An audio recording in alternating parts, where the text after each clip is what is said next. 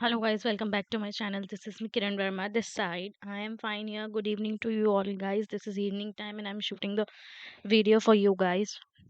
I hope you all are fine there and I am fine here too.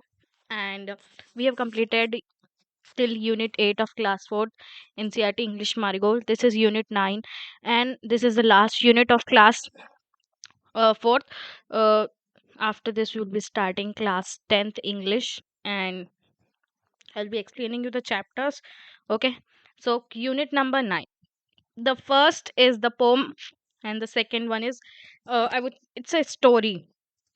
It's like a story. I have not gone through it. Let's go through it together. That what is yeah.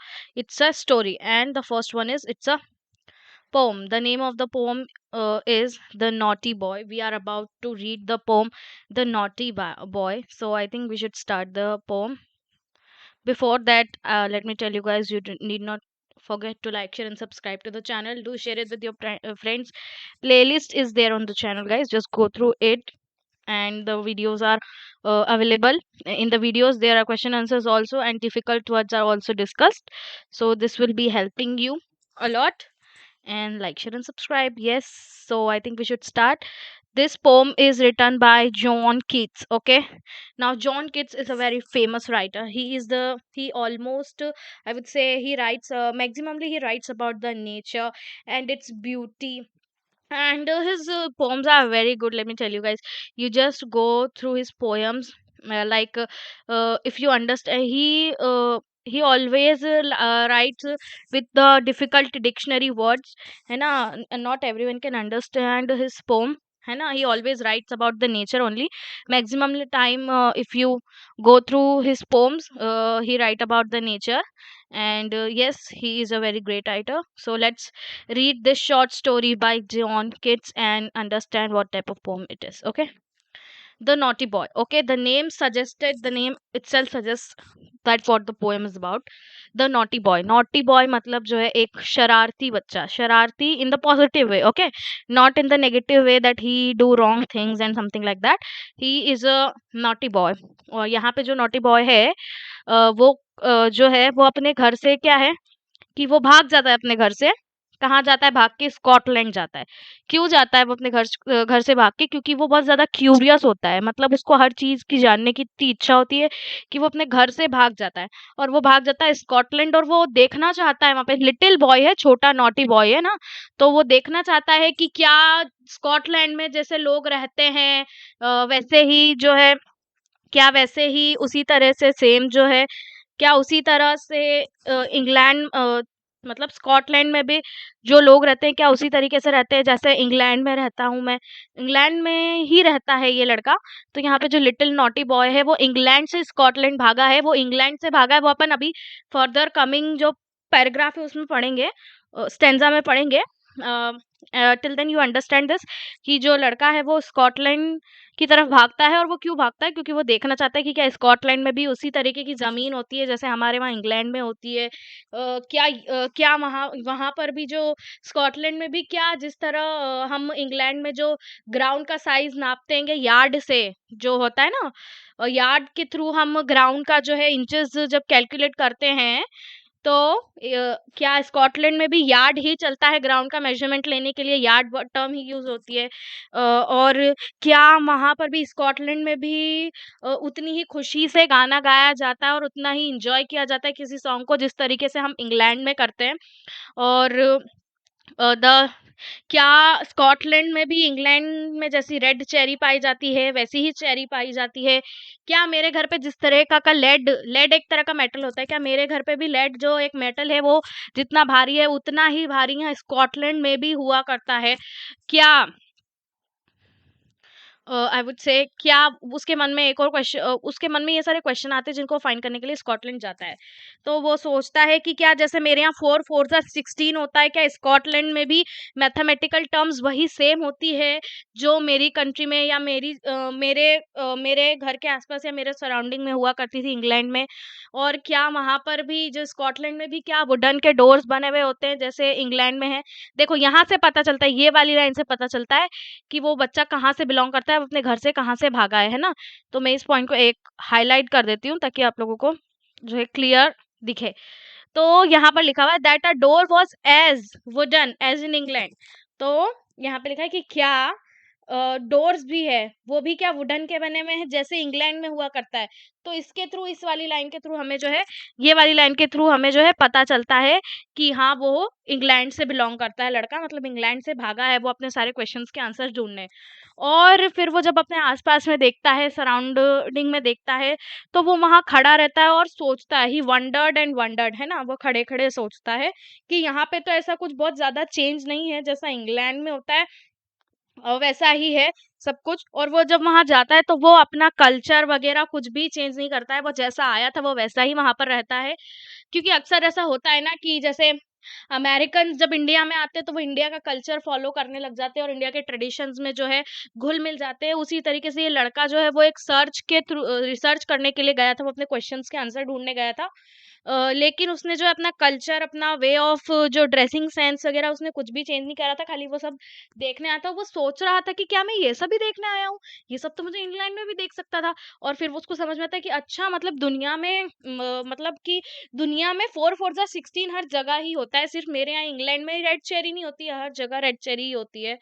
और जो है मेरे England में ही नहीं, सिर्फ जो ground को major करने की जो यूनिट होती है वो यार्ड होती है, हर जगह ही ग्राउंड को मेजर यूनिट यार्ड से ही किया जाता है। तो उसको ये सब सारे क्वेश्चंस के आंसर्स मिल जाते हैं जब वो अपने घर से भाग करके जो है स्कॉटलैंड जाता है।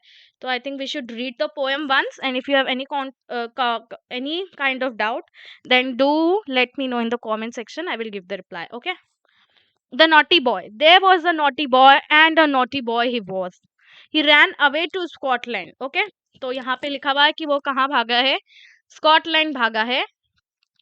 The people there to see, then he found, वहां पे लोगों को देखने के लिए जाता है वो, है ना, the people there to see, then he found that the ground was as hard, that a yard was as long, that a song was as merry, that a cherry was as red,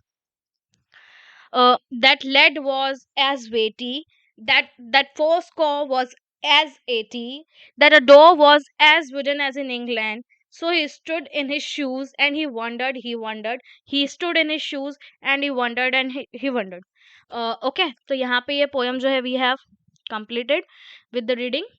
okay, one more thing I want to tell you, cherry हर जगह ही red नहीं होती है। Okay, cherry बहुत सारे colour की मिलती है, लेकिन बेसिकली जब आप चेरी का फॉर एग्जांपल ड्राइंग बनाओगे तो क्या करोगे, आप रेड कलर की ड्राइंग बनाओगे, रेड चेरी बनाओगे ना। वैसे चेरी जो है वो ब्लैक कलर की भी होती है। You don't you just don't take it otherwise. In this poem it is mentioned that cherry is red. तो हाँ, अक्सर चेरीज रेड ही होती है, हम लोगों ने मैक्सिममली चेरी देखी है ना, रेड ही होती है। ओके, तो you might know how a cherry fruit taste like. आजकल तो मतलब केक्स वगैरह पर भी चेरीज जो है लगा दी जाती है as a part of decoration. So cherry is a red color fruit and it is sweet in the taste. Okay, now let's read its new words and discuss. Naughty. What is the meaning of naughty here now?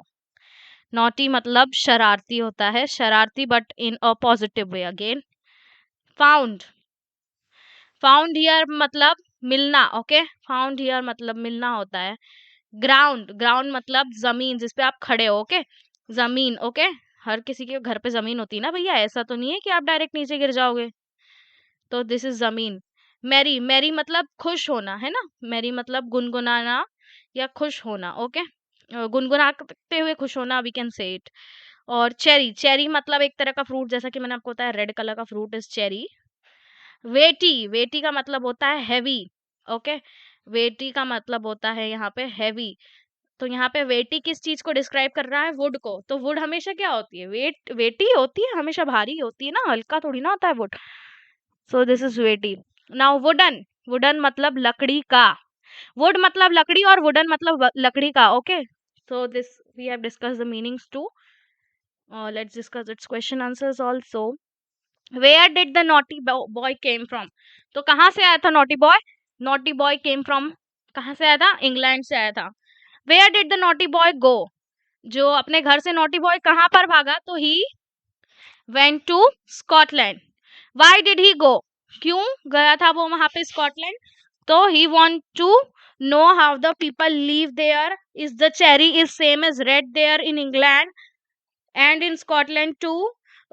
Do 4 fours are 16 is already as same as they say in England. So he wants to find the answer कि दुनिया में हर चीज हर जगह same ही होती है क्या, cultures को छोड़ के, है ना? कल्चर्स तो हर जगह अलग अलग जगह पे डिफरेंट डिफरेंट प्लेसेस पे डिफरेंट डिफरेंट कल्चर्स फॉलो किए जाते हैं, लेकिन वो क्या जानना चाहता था कि क्या हर चीज क्या जैसी चीजें इंग्लैंड में हुआ करती है वैसी ही चीजें स्कॉटलैंड में हुआ करती है, या वहां पर जो है 8 8 जा 48 हो जाता है, या 8 8 जा जो है 51 हो जाता है, ऐसा तो नहीं होता है ना? सब जगह सेम चीजें अप्लाई होती है ना बहुत सारी जगह, तो वो यही सब चीजों के आंसर फाइंड करने आया था, क्योंकि वो बहुत ज्यादा एक क्यूरियस नॉटी लिटिल बॉय था. Okay, what did the boy wonder about? Boy ने वंडर क्या किया? Boy wonder that everything is as same as in England. England में जैसी चीजें थी वही सेम चीज स्कॉटलैंड में भी थी, यही चीज बॉय को वंडर हुई. Okay, so we have discuss the question answers also. Now I will be uploading 60-second short video. It will be shorts, okay? Short video of the same chapter, the naughty same poem, sorry, the naughty boy.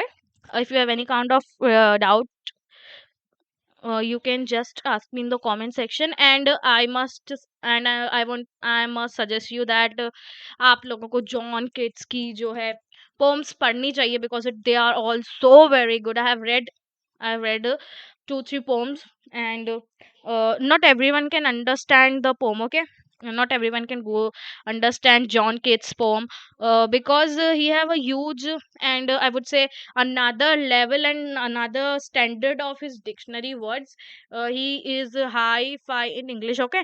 So you just go through it. Might be you needing the help of your parents also, but I think you should go. You will understand so many things. And he is a nature lover, guys. John Keats is a nature lover. By seeing his poems on nature, we can understand the love he have for the nature. Okay, here we ends our unit, and after this we have story left, name is Pinocchio. We will be discussing that too in a video, and a short video of this poem, The Naughty Boy, will be uploaded of 60 seconds. You will get a summary of the poem in that. You just stay connected to my channel, like, share, and subscribe to the channel. Do share the playlist with your friends. And today only I will be completing the whole portion of English class 4th. Then we'll be moving on with the class 10th. Like, share, and subscribe, and also share it with your friends. Okay. Till then, stay connected. I will be back with the videos. Okay. Till then, stay connected. Like, share, and subscribe. Goodbye. Take care and peace out.